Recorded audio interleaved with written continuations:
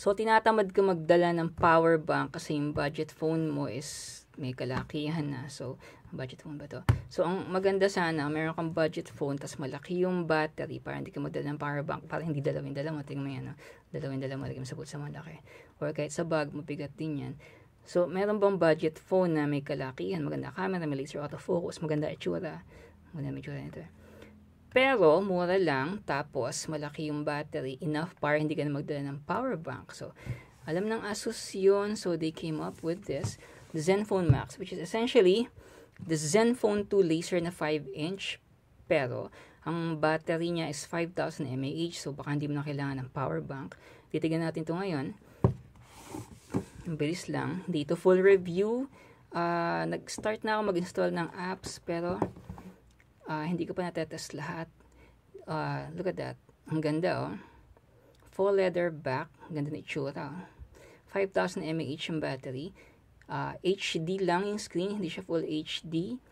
Laser auto flash. 13 megapixel camera. Laser autofocus. Speaker grill. Metallic frame body. And there's a slight heft. Ang ganda niya hawakan. Ang lambot. Texturized, solid siya talaga. Ang ganda tignan, ang ganda hawakan, no? Tibay. So, ang mamalaki ng Asus dito, bukod dun sa battery niya, ba't ko napindot yun, is yung reverse charging, which we can't really test right now kasi hindi pa nag-install ng iba't ibang updates at firmware.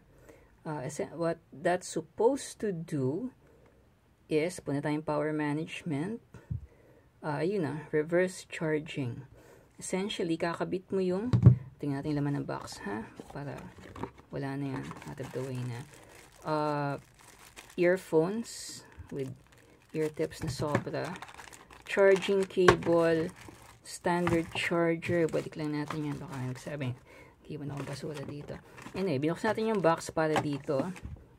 Reverse charging, sabi ng Asus works this way. Kakabit mo sa phone ito, yung micro USB tip. Tapos sa kabilang phone, this doesn't come with a box nga pala. This USB OTG cable, 30 pesos lang to CDRK. So, kakabit mo sa USB tip para USB male, tsaka male yung magkabilang end. Kabit mo sa phone, i-charge mo. Ito, kabit mo dito sa Zenfone Zoom para ma-charge yung Zoom. Yung kabilang phone, gusto maningil ka sa friend mo. Hi, charge ko yan.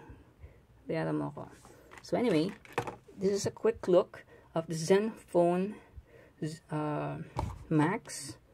Wala pang pricing, i-announce pa nila to. I think this is going to be launched alongside the Zenfone Zoom sa Sinulog, so stay tuned. Dali namin to test it there. Pero before that, we'll just show you something. Puro battery life ang ano na to, ang highlights nito.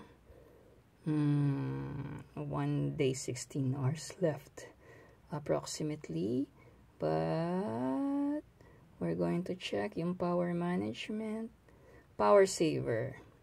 So on performance, nasa 97 hours siya, 104 hours pag normal.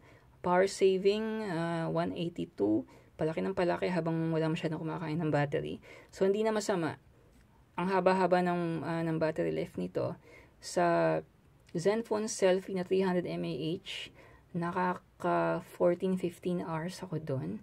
So, dito siguro mas mahaba pa talaga. Kahit makalimutan mo yung power bank mo, hindi ka na makikikano sa, huy, pera mo naman ng charger mo. Or, power bank ka dyan? Pera mo naman, hindi na. Naka-max ka na eh. Kaya nga max pangalan eh. Haba ng battery. So, this has been Erwin for Swirling Over Coffee. This has been a quick look, unboxing, first thoughts ng Zenfone Max. Ang ganda ng katawan, ang ganda ng finish. Presumably the same camera performance as the Zenfone 2 laser. Kasi pareho sila ng specs except for the battery and the physical build na ang ganda niya. Oh, tingnan mo. Look at that. Ikutin lang natin, ha. Ganda kasi talaga. We'll have a full review out soon. Gagamitin natin sa Sinulog. Thank you for watching. Subscribe to our channel and read our unboxing and first impressions of the Zenfone Max. Thank you for watching.